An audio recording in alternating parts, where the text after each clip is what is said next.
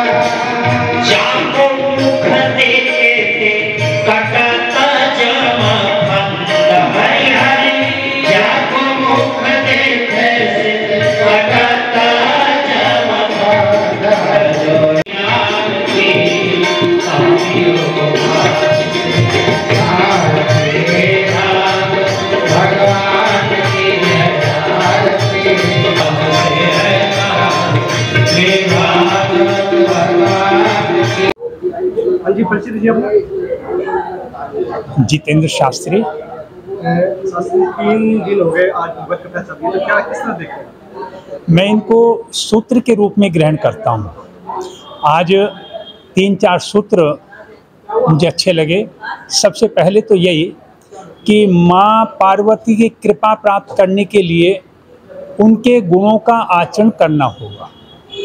जैसे माँ पार्वती जी ने कहा कि प्रभु मैं अगले जन्म में भी आपको ही प्राप्त करना चाहती हूँ, इसलिए मैं अपनी माता बहनों से प्रार्थना करता हूँ कि वो माँ पार्वती की कृपा प्राप्त करने के लिए ऐसे ही भाव लाएं कि मैं अगले जन्म में भी इसी पति को प्राप्त करूँ।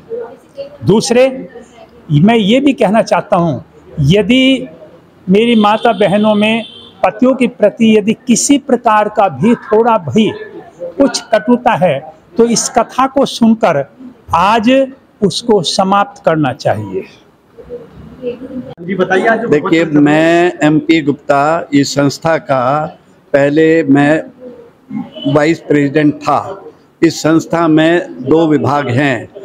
एक विभाग के अंदर धार्मिक व सांस्कृतिक कार्य होते हैं, दूसरा विभाग हेल्थ से संबंधित है जिसके हम फिजियोथेरेपी अरेंज करते हैं, चैरिटेबल बेस पर है और प्रति वर्ष लगभग हम 3000 आदमी को फिजियोथेरेपी करते हैं और मोस्टिया रिकवर होकर के जाते हैं।